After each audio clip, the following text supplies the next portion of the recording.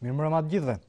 Siç e keni ndjekur dhe nga anuncimet gjatë 2 ditëve të fundit, i ftuar jemi sot është kryetari i Partisë Socialiste, shefi i opozitës zoti Edi Rama. Edi Rama, mirëmbrëma, faleminderit për ftesën. Mirëmbrëma, mirë se u gjeta dhe ju uroj me gjithë zemër sukses në këtë aventurë të re me të njëjtat 5 pyetje. Faleminderit. Do doja ta nisnim bisedën pikërisht nga ngjarja më e fundit politike, nga ftesa e refuzuar e zotit Berisha për të ulur për të diskutuar për integrimin. Përse dështoi kjo tryezë sipas jush? Më vjen shumë keq që ndodhi kështu dhe besoj që tani më është e qartë për çdo që do të jetë i qartë se kryeministri nuk është i shqetësuar për të bërë gjithçka për procesin e integrimit, por është i fokusuar tek zgjedhja e ardhshme që me sa duket synon t'i fitoj siç fitoi ato të shkuarat. Dhe marrja peng e Fierit, e qarkut Fierit, është pjesë e këtij synimi, pasi dihet mirë se si zgjedhjet e shkuara u fituan nga ne dhe për t'u zgjedhur u zgjodhen ata, dhe dihet mirë se me çfarë mjetesh. Kështu që duke e konsideruar qarkun e Fierit si një pjesë të mekanizmit tërësor të shtetit që vihet i gjithi Më lejoni të ndërpres, çfarë lidhje ka me një vjedhje të prezumuar të votave që ju pretendoni se do ketë në 2013 me qarkun e Fierit? Nuk në 2013 ne do t'i fitojmë zgjedhjet dhe ta bëjmë cop makinerinë e vjedhjes dhe të manipulimeve. Por unë jam fatkeqësisht si të gjithë njerëzit që arsyetojnë, i bindur tani më që refuzimi 3 herë rresht i apelit për të ulur në tryezë lidhet me rëndësinë që ka qarku i Fierit për kryeministrin dhe që me sa duket është më e madhe se sa rëndësia që ka procesi i integrimit. Zoti Berisha deklaroi që le të ulemi, diskutojmë për integrimin, 3 projekt ligjet që janë në kuvend, por për qarkun e Fierit jo.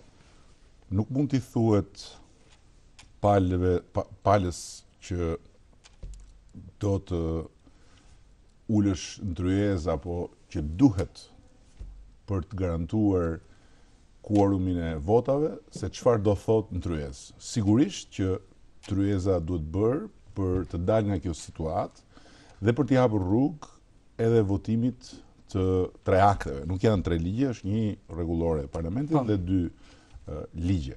Por se çfarë do thot në këtë tryezë, se cila palë nuk mund ta kërkosh dhe ta kushtosh paraprakisht, pasi nëse për kryeministrin këto 3 akte nuk kanë asnjë lidhje me historinë e bllokimit të procesit në Fier dhe me moslejimin e Partisë Socialiste për të marrë drejtimin e qarkut 1 vit e gjysmë pasi Partia Socialiste ka fituar zgjedhjet, për ne kjo është edhe arsyeja pse nuk i japim dritën jeshile këtyre akteve, madje këtyre 2 ligjeve, sepse për rregulloren e parlamentit kemi një qëndrim tjetër.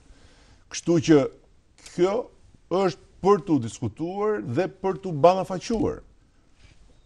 Frika nga ballafaqimi është në fakt vetdije se nuk ekzistojnë argumentat për ta mbrojtur në ballafaqim këtë pozicion që ka sot qeveria, e cila e ka marrë peng qarkun e Fierit dhe nuk zbaton vendimet e gjykatave dhe posaçërisht gjykatës lartë. Pozicioni ynë është i qartë. Jemi gati të votojmë për ta përmirësuar ligjin për gjykatën e lartë, por duam që të zbatohet një vendim i gjykatës lartë që lidhet me 300.000 njerëz dhe drejt për drejt me opozitën shqiptare. Çfarë kuptimi ka të vazhdojmë të miratojmë ligje që nuk zbatohen dhe për më tepër të amendojmë ligjin për gjykatën e lartë, vendimi i cilës që lidhet drejt për drejt me një interes të madh publik nuk zbatohet. Ju përse nuk prisni të mbarojë procesi? Cili proces? Procesi gjyqësor, sepse ai është në proces. Ende nuk është gjykuar në themel. Fatkeqësisht Kemi 4 vendime të gjykatës lartë, 2 janë në favorin tuaj, 2 janë në favor të Partisë Demokratike. Kjo është e pavërtetë. Kjo është e pavërtetë. Po si është e vërteta? Kjo është e pavërtetë, është dizinformim që bëhet nga ana e qeverisë, sepse çështja është gjykuar, vendimet janë të formës prerë dhe me vendim të formës së prerë të gjykatës është hedhur poshtë edhe vetë oferta bujare e kryeministrit për të bërë mocione në çdo këshill komune e bashkie dhe këshilltarët e Partisë Socialiste që janë dhe shumica tani më kanë në dorë vendimin që e bën të palëvizshëm pozicionin e tyre në qark. Ky është fakti, nuk ka asnjë lloj diskutimi për këtë. 3 këshilltar të fundit presin përfundimin e procesit, por nga njëra anë ajo shkon për inerci se gjithë këshilltarët e kanë marrë si pasojë vendimit të gjykatës lartë, dhe nga ana tjetër edhe me ata 3 dhe pa ata 3 ne kemi shumicën në qark. Po në ndërkohë ju thoni që prisni vendimin, duhet zbatohet vendimi, po e njihni të gjitha vendimet sepse një set vendimesh janë favorin tuaj. Nuk është vërtet. Një janë në favor të PD-s. Nuk ka asnjë vendim në favor të Partisë Demokratike, as edhe një. Është dizinformim. Po atëherë kur kemi një çështje që është ende në proces. Nuk është në proces. Është vendim i formës Madje zoti Berisha tha domun që zoti Ndreko nuk shkon në nuk ka lidhje. Në sallën e gjyqit. Ajo është një çështje e cila ka mbetur gjatë, është në fakt e para çështje dhe ajo çështje ka rënë, nuk ka lidhje fare. Gjykata e lartë është shprehur dhe vendimi është i formës prerë, nuk ka më çështje, është e zgjidhur. Një zgjidhje politike, ju thoni domun që duhet të është drejtësia në një anë, po ndërkohë zoti Berisha, të cilit ju i kërkoni një zgjidhje politike, se e ftoni në tryezë, ndërkohë zoti Berisha ju ofroi një zgjidhje po politike. Tha domun që mocion, pse nuk pranoni mocionin? Ne nuk kërkojmë një zgjidhje politike për vendimet e gjykatave. Ne kërkojmë që të dialogojmë për të zgjidhur këtë moment duke vendosur qartësisht në tavolinë argumentat që bazohen tek vendimet e gjykatave, madje jo argumentat, por çka ka shkruar e zeza mbi të bardhë gjykata. Pra, në rast se kemi vendime gjykata që nuk zbatohen sot dhe kryeministri thotë shkoni në përmbarim, kjo vjen sepse kryeministri nuk do të zbatojë vendimet e gjykatave, ato janë të shkruara dhe ndërkohë gjykata e Strasburgut është shprehur shumë qartë që kush ka një vendim të formës prerë në dorë të gjykatës nuk ka arsye të drejtohet përmbarimit dhe nuk mund t'i thuash që drejtohet përmbarimit. Në ndërkohë kur e ka në një çështje me shtetin. Dhe kjo është një çështje me shtetin. Për ta kuptuar më qartë, si lindi ky kazus i Fieri, sepse normalisht numri i këshilltarëve të majtë është më i madh se sa i djathtë. Janë shitur rrugës? Jo, nuk është shitur askush. Kazusi lindi kështu. Ne fituam zgjedhjet në qarkun e Fierit. U konstitua qarku. U bën votimet me një kandidat nga Partia Socialiste dhe një kandidat nga Partia Demokratike. Fitoi kandidati i Partisë Socialiste dhe u zgjodh kryetar i qarkut. Filloi funksionimi normalisht dhe pa pritur e pa kujtuar, pasi gjithçka ishte normal, filloi disa këshilltarë ndruan ndërhyrja, kamp, kaluan nga e majta në djathtë. Nuk ndroi kamp askush. Filloi ndërhyrja nga ana e prefektit dhe pastaj e gjithë pushtetit, duke shkuar në këshillat e komunave dhe bashkive dhe duke kërkuar ribërjen e mbledhjeve me ta shtoqur mocione mosbesimi për të ndryshuar këshilltarët, të cilët u vunë në presione të tmerrshme të gjitha llojeve, sidomos në fshat. Dhe këtu filloi historia e gjykatave. Ne, për të mos e cënuar procesin e sapo futur në hulli të ligje me 35-tat dhe të një komunikimi të brisht në parlament, vendosëm që t'i drejtohemi gjykatave dhe ndoqëm gjithë rrugën gjyqësore. Dhe sot jemi me ligj e me zakon në drejtën tonë të themi e fituam qarkun me vota, e fituam në gjykat çështjen dhe përsëri na refuzohet e drejta që të qeverisim qarkun. Kjo është e patolerueshme. Dhe kjo çështje, ju keni drejt, nuk ka lindur sot, sepse ky proces ka mbaruar disa muaj më parë. Por unë ja kam bërë qartë këshilltarëve me drejt shumë të revoltuar, që thoshin në Tiranë fituam, me një vendim gjykatës skandaloze përmbysën rezultatin dhe ne e njohim vendimin e gjykatës edhe pse skandaloz. Në Fier fituam me vota, fituam në gjykat dhe ata nuk e njohin as vendimin e gjykatës dhe as votën e popullit dhe si mund vazhdojmë ne të rrim kështu. Dhe unë kam thënë, ne nuk do ta ngrem zërin në nivel të parlamentit me asnjë pozicionim të qartë si ky që morëm tani, derisa të ezaurojmë diskutimin për imunitetin dhe për ndryshimet kushtetuese, sepse askush nuk do të na kuptojë që të lidhim këtë çështje me çështjen e imunitetit dhe do të merret si alibi. Por ama, në momentin kur do na vihet në tavolinë një ligj për gjykatën, ne do të kërkojmë zbatimin e vendimit të gjykatës në fjalë, sepse sot po thuhet për ditë me zë më të lartë, do ta dëgjoni që do jetë me zë gjithmonë më të lartë nga komuniteti ndërkombëtar dhe nga Bashkia Evropiane, se problemi i Shqipërisë nuk është mungesa e ligjeve, por mungesa e zbatimit të ligjit. Qëndrimi i qeverisë holandeze është vetëm i pari i një zinxhiri qëndrimesh që materializon pikpamjen e Bashkimit Evropian që është e ngjashme si dy pika ujë me pikpamjen tonë. Ne nuk e kemi shpikur pikpamjen tonë.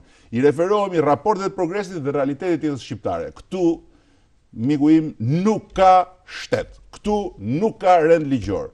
Këtu nuk ka institucione të pavarura. Këtu ligjet janë copa letrash dhe zbatohen ose nuk zbatohen në bazë të orekseve dhe interesave të qeverisë. Ky vend nuk mundet dot t'i hedhi hi syve Bashkimit Evropian duke rënë pre apo duke ju dhënë pas propagandës 3 ligje. Deri dje thuaj imuniteti, s'ka tjetër. Tani 3 ligjet, jo, ka diçka tjetër shumë të rëndësishme, që është rendi ligjor në Shqipëri, që fillon nga zgjedhjet e lira dhe ndeshme. Deri ku jeni vendosur do të qëndroni ta vini si kusht zgjidhjen e qarkut Fierit, sepse gjithnjë keni vënë kushte që nga e famshmja hap kutit ose largohu, gjithnjë do kur në trysninë e ndërkombëtarëve, gjithnjë jeni tërhequr. Kjo nuk është e vërtetë. Nuk ka qenë asnjëherë trysnia e ndërkombëtarëve që ka vendosur se çfarë kemi bërë ne. Dhe nga ana tjetër e kam shpjeguar dhe rispjeguar vimësisht. Ne nuk kemi vënë kushte të natyrës ultimative. Asnjëherë. Opozita për këtë është. Mban qëndrime, përcakton pozicione, bën kërkesa dhe i vë publikut përpara gjithmonë një alternativë të gjendjes reale. Hap kutit ose largohu është një pozicionim shumë i qartë, një kërkesë dhe një komunikim me publikun për të ngritur problemin. Dhe sot e gjithë ditën, pikërisht pse ishte hap kutit ose largohu, pikërisht se ishte gjithë ajo rezistencë opozitare për lirinë e zgjedhjeve, u rrit aq shumë sensibiliteti ndërkombëtar, kemi një raport të Odirit që e thotë zeza mbi të bardh, pas fatkeqësisht edhe 8 majit Tiranës, se këtu ka i problem real me zgjedhjet, dhe kemi Bashkimin Evropian që është futur në vetë parë si me asnjë vend tjetër që ka shkuar tani më në Bashkimin Evropian, duke thënë zgjedhjet janë prioritet themelor. Dhe do të shikoni që dhe vendet anëtare zgjedhjet do t'i trajtojnë si një çështje themelore që lidhet me statusin. Por në fakt, si Bashkimi Evropian, ashtu dhe Sekretaria e Shtetit Hillary Clinton kanë bërë thirrje politikës që të lënë interesat e ngushta partijake dhe të vënë interesin e integrimit si prioritet. Spari, ne nuk kemi interesa partijake që i shkojnë përndesh interesit kombëtar apo interesit integrimit si interes kombëtar. Dhe me që ju referoheni sekretarës shtetit dhe thirrjes saj, unë i referohem në funksion të referencës suaj 3 apele publike që i kam bërë kryeministrit dhe i kam thënë hajde ulemi. Ulun tryez, ballafaqohu. Po duash edhe me mediat, përballë publikut, të dëgjoj publiku se çfarë ke për të thënë dhe dëgjoj publiku se çfarë kemi për të thënë. Çfarë problemi ka për të ballafaquar përkundrazi? Në rast se unë do të isha në vendin e tij, do të kërkoja me këmbgulje të komunikoja me opozitën, nuk do të lodhesha së kërkuari konsensusin e opozitës, do të bëja çmos si të krijoja kushtet që opozita të jepte konsensus dhe do të bëja çdo përpjekje ta mirëkuptoja opozitën. Po këtu s'është fjala fare për të mirëkuptuar opozitën mbi bazën e një kërkese të opozitës që është politike apo që është një interes pragmatist. Këtu bëhet fjalë për të mirëkuptuar opozitën që kërkon zbatimin e një vendimi gjykate të formës prerë. Çfarë do të bëjë opozita? Nuk ka një gjykatë tjetër ku ne të shkojmë. Nuk ka në një instancë tjetër.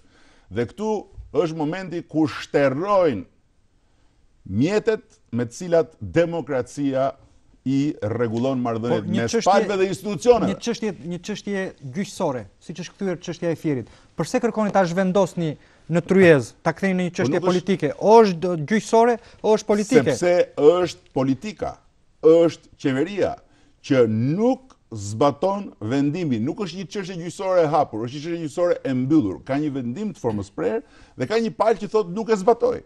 Dhe është shumë e nevojshme që të ketë dialog, që të ketë ballafaqim, që të ketë durim për të argumentuar se mos zbatueshmëria e një vendimi gjykate është një atentat shumë i rëndë ndaj kushtetutës, ndaj lirive dhe drejtave të qytetarëve dhe sigurisht edhe ndaj procesit të integrimit.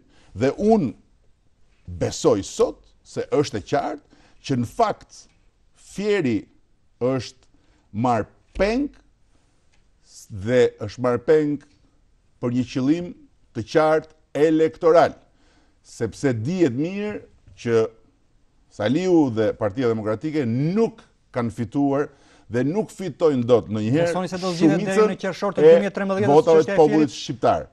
Dhe e vetmja rrugë që kanë është të vazhdojnë të përpiqen me makinerinë e manipulimeve dhe të vjedhjeve që po ja përsëris, do t'ja bëjmë cop në zgjedhjet e ardhshme. Besoni se do zgjidhet kjo çështje deri në 2013-ën? Në zgjedhjet e 2013-s? Këtë unë e shoh si një çështje që duhet zgjidhur në rrugë paqësore. Jo në rrugën e konfliktit. Ne nuk kemi asnjë qëllim përveç se zgjidhjes në rrugë paqësore, demokratike, të vendosjes së ligjit në vend dhe të zbatimit një vendimi gjykate.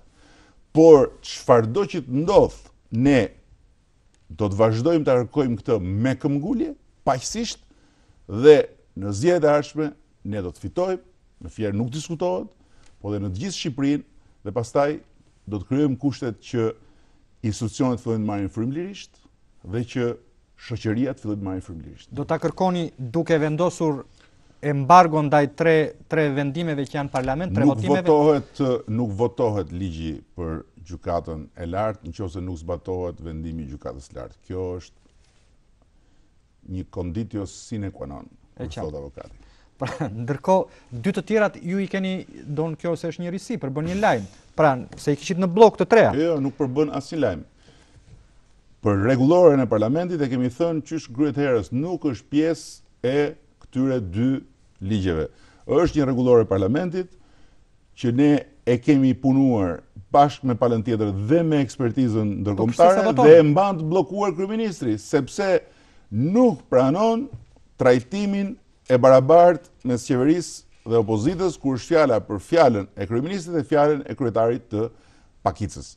Nuk e pranon, manipulon opinionin publik, dizinformon. Thotë që nuk mund të ketë dy kryeministra, sepse nuk mund të shkelet kushtetuta. Nuk bëhet fjalë për të pasur dy kryeministra, bëhet fjalë për të pasur një standard demokratik të të gjithë parlamenteve të Bashkimit Evropian, që kur flet kryeministri ka të drejtën e kundërshtisë kryetari i pakicës, jo me të njëjtën kohë si kryeministri. Kryeministri mund të flasë edhe 1 orë, megjithëse në Europë nuk ndodh asnjëherë që kryeministrat të rrinë nga 2 orë në mikrofon, por të ketë drejtën e replikës 10 minuta kur flitet për një ligj të zakonshëm, pra në çfarëdo lloj ndërhyrje, dhe 20 minuta kur flitet për një ligj, për një normë kushtetuese. Kryetari i Parlamentit në këtë studio ka thënë se në qoftë se më gjejnë një rregullore të një parlamenti evropian ku fjala e shefit të opozitës është e barabartë me fjalën e kryeministrit, unë jam dakord që atë model ta transplantojnë në rregulloren tonë. Ju keni hasur në një model? Në mënyrën më absolute të gjitha rregulloret e parlamenteve të Bashkimit Evropian.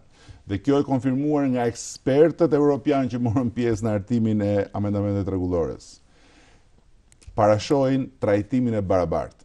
Jo kohën e barabartë, po jo përsëris. Nuk kërkojmë ne kohë të barabartë, kërkojmë trajtim të barabartë. Sa herë kryeministri merr fjalën, kryetari i opozitës ka drejtën e replikës. Që do thotë se kryetari i opozitës nuk mund të replikojë më shumë se 10 minuta kur është fjala për një diskutim të rendit zakonshëm dhe më shumë se 20 minuta kur është fjala për një normë kushtetuese apo një ligj me 3/5. Siç e ka rregulloria aktuale, por duke i njohur të drejtën e trajtimit të barabartë, jo vetëm kur bëhet diskutimi në parim i një ligji. A mendoni se nëse vinin në pushtet, ky bllokim që i bëni ligjeve me 3/5 mund të kthehet, mund të jetë një precedent negativ? Opozita e të njëjtën gjë do bëj, mund të bëj të njëjtën gjë. Do thotë që mund të gjej një çështje lokale, supozojmë, jo fierin, po mund të gjej lushnjën dhe ta bllokoj. Nuk ka asnjë çështje lokale në mos zbatimin e vendimit gjykatës. Kur nuk zbatohet një vendim gjykate që implikon drejt për drejt liri dhe drejta kushtetuese për 300.000 njerëz, kjo nuk është çështje lokale. Kjo është shëmbulltyra më flagrante e mos funksionimit demokratik të shtetit. Dhe në rast se në nesër në qeveri nuk do të zbatojmë vendime gjykate të kësaj natyre me kokfortësi, patjetër që opozita është në drejtën e Zotit dhe të kushtetutës që të mbylli çdo rrugë komunikimi me ne. Rrugët e komunikimit do vazhdoni t'i keni të hapura me Zotin Berisha? Si do dilet nga kjo? S'kam asnjë problem hapi ose mbyllje e rrugësh komunikimi. Unë e kam bërë apelin tim 1 herë, 2 herë, 3 herë, dhe unë vazhdoj të besoj se ka vetëm një rrugë mes palëve për ta çuar përpara këtë proces, dhe kjo është rruga e komunikimit, rruga e ballafaqimit pa kushte, pa lojra fjalësh dhe pa hilera që synojnë manipulimin e opinionit publik. Ne jemi gati të ulemi në tryezë, të diskutojmë hapur përballë opinionit publik nëse dëshiron kryeministri dhe nëse frika nuk imponon pozicionin e tij në tryezën për të cilën kemi folur. Në tryezë me të gjitha partitë diskutojmë se cili paraqet argumentet e vet për 3 ligjet padyshim, për 3 aktet. Dhe pastaj gjykon publiku dhe ndoshta palët arrin në pozicione më të parafërta. Dhe ndoshta zgjidhet edhe kjo, sepse në fundit tryezat bëhen për ta zgjidhur, jo për të mos e zgjidhur një çështje. Një nga palët e shprehur, një që ndoshta mund të ishte aleati juaj potencial, kryetari i LSI-s zoti Ilir Meta, i cili tha do unë ju sulmoj 2 ditë më parë nga Durrësi, tha do unë që ju keni politikan profesionist dhe kjo do unë që për një tregoni kokë fort për një çështje lokale duke dëmtuar interesin strategjik të integrimit të Shqipërisë. Keni një koment për deklaratën e zotit Meta? Nëse ti je profesionist në politik, do thot shkatësi për të manipuluar opinionin publik, jo, unë nuk jam profesionist. Dhe raportet me Metën në çfarë pike janë? Në asnjë pikë. Është një parti në koalicion me Partinë Demokratike, i kemi përballë kundërshtar dhe do t'i mundim të 2 bashkë dhe bashkë me tjerët në rast se ky formacion do të jetë përballë nesh.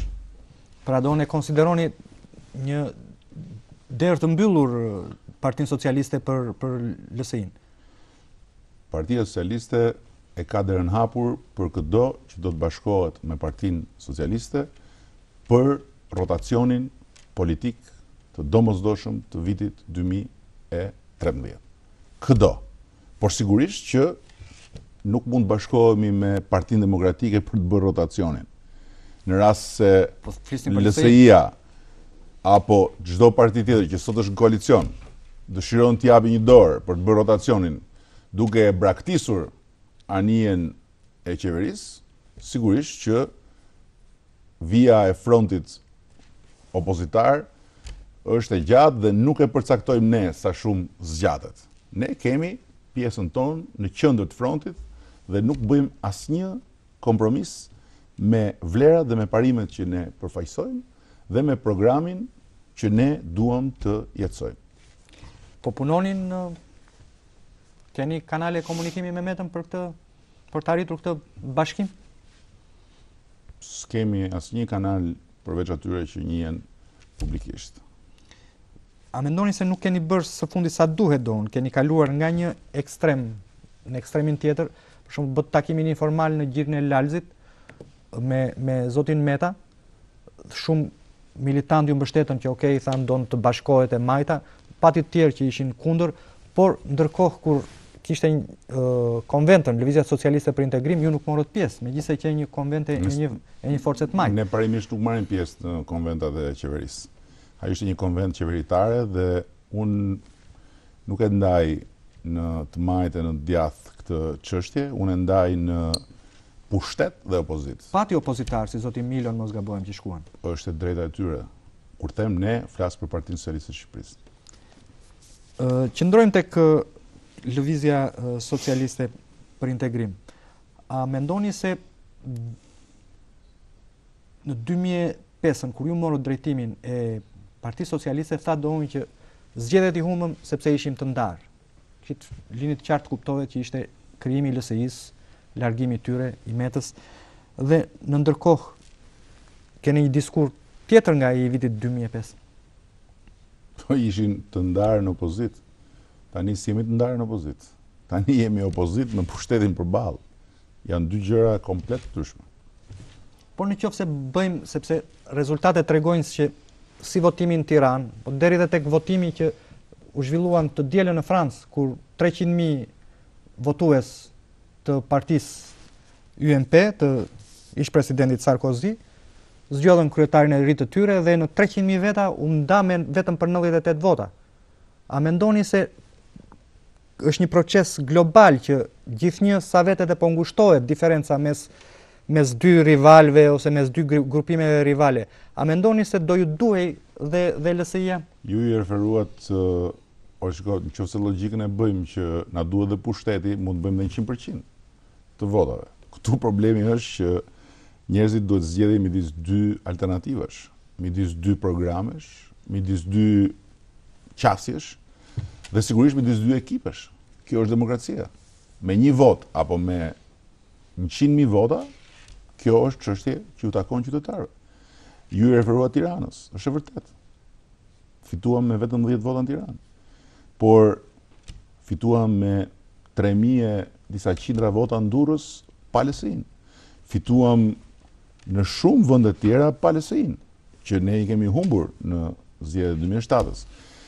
Kjo do të thotë që ne kemi rezerva të mëdha dhe puna që po bëjmë e përditshme është pikërisht që të gjitha këto rezerva t'i kthejmë në vlera të mirëfillta elektorale në çdo rajon të Shqipërisë. Dhe t'jeni i sigurt që rezultati do të jetë një fitore bindëse e koalicionit që ne do të udhëheqim, me apo pa LSI-n.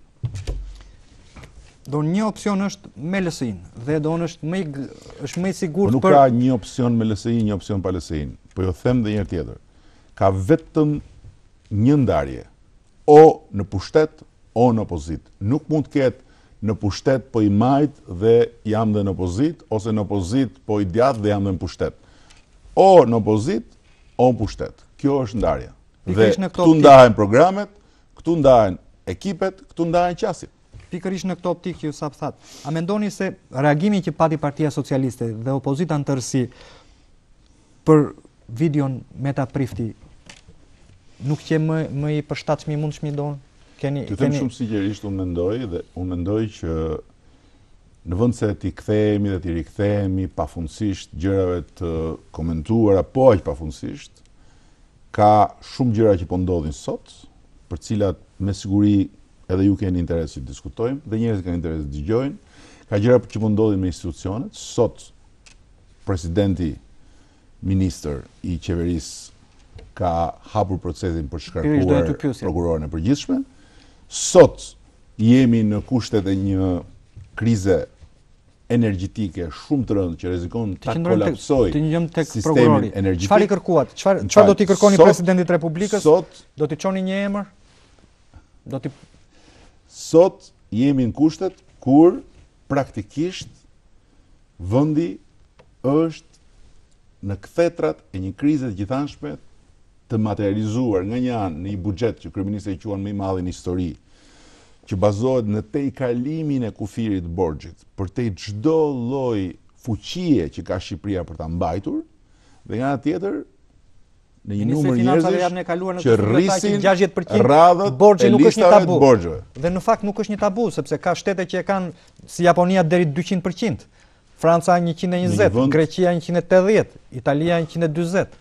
Në një vend ku zgjedhjet lira nuk janë tabu, sigurisht që dhe borxhi nuk është tabu, sigurisht që dhe grabitjet në sistemin energjetik pas një privatizimi korruptiv nuk janë tabu, sigurisht që nuk është tabu as kapja e shtetit dhe shkarkimi i prokurorës përgjithshme në rrugë antikushtetuese dhe antiligjore për ta kthyer dhe prokurorinë në një instrument të pushtetit.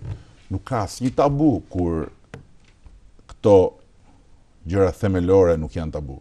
Ne po flasim për një vend normal. Ne po flasim për atë çka u duhet Shqipërisë dhe shqiptarëve që të marrin frymë lirisht dhe që të mund të arrijnë fundin e muajit pa ankthin se çfarë do të bëjnë nesër. Çfarë do të bëjnë nesër? Si shtet, çfarë do të bëjnë nesër? Si shoqëri, çfarë do të bëjnë nesër si familje? Pse është shkelje kushtetutës emërimi i prokurorit të ri? Kur 5 vjet kanë kaluar nga kur zonja Ina Rama hyri në zyrë. Dhe në kushtetutë thuhet domun që mandati zgjat 5 vjet. Po kur e thot kushtetuta këtë? Kushtetuta e thot kur e ndryshuat ju bashkë me zotin Berisha. Dhe kur është kjo? Dhe kjo është në muajin maj të vitit 2008. Atëherë, 5 vjet nga muaji maj 2008 i bie në ndor i vitit 2012? Po mirë, me që u ndryshua kushtetuta në vitin 2008, atëherë do mund të kërkoj zoti Berisha që ta shtyp mandatin e tij edhe një vit. Jo. Kjo është një logjik që nuk ka lidhje, sepse mandati i zotërisë ka qenë i përcaktuar në kushtetutë. Afati.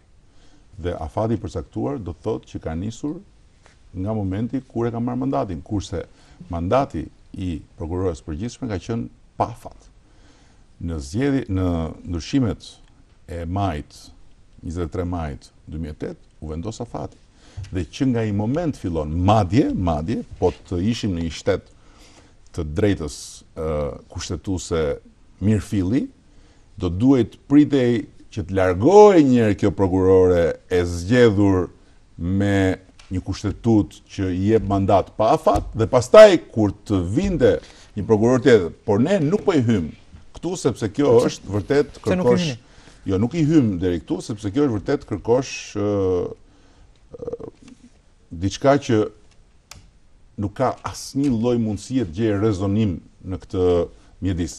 Por ama, thjesht dhe qartë, 23 maj 2008 ka filluar numërimi i ditëve në detyrë të prokurorës përgjithshme.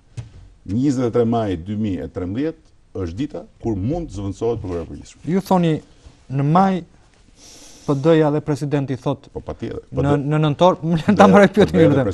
Atëherë pse si drejtoni gjykatës kushtetuese? Keni shkuar shpesh në gjykatë kushtetuese dhe për shumë objeksione tuaja ju ka dhënë të drejtë. Pse nuk shkoni? Ne kemi një vendim gjykate në dorë që nuk zbatohet. Sot që po flasim. Dhe nuk kemi ndërmend të humbasim asnjë energji duke i drejtuar gjykatës për çështje që është e qartë si drita e diellit, edhe pse prokuroria e përgjithshme nuk duhet lëviz deri në maj të vitit 2013, dhe pse duan që ta lëvizin një orë më parë, pasi nuk arritën dot ta gjynjëzojnë as me presione, as me para. Kjo është shumë e qartë. Si me para? Me joshje korruptive, si të gjitha joshjet që ndodhin në Kjo këtë s'është bërë, pushtet. keni ndonjë informacion për këtë sepse nuk Unë flas në parim dhe nuk tash po flas për informacione. Po them që ky shtet ka dy mënyra. Ky pushtet ka dy mënyra. Ka presionin, kërcënimin, ka dhe paran. Dhe tani nëse doni të një listë se sa njerëz janë shitur e janë blerë në këtë vend, atëre jam i bindur që ju mund të arrini deri ke numri 300 dhe pastaj kur po të keni nevojë mund t'ju shtoj unë ca të tjerë. Por qëndrojmë tek kjo, Don, ju do t'i jepni disa kritere Presidentit të Republikës për emrin e... Ne nuk i japim asnjë kriter Presidentit të Republikës. Ne Presidentin e Republikës i kemi thënë edhe sot nëpërmjet kryetarit të grupit që po shkel Kushtetutën e Republikës. Por nga ana tjetër nuk jemi as të surprizuar, as të befasuar dhe as të çuditur, sepse zotëria nuk është President i Republikës, është ministër i qeverisë në institucionin e Presidentit të Republikës. Është formalisht President i Republikës, por nuk është faktikisht President i Republikës. Sot President i Republikës është Sali Berisha. Çfarë doni ju që të bëjë ai që të jetë President i Republikës?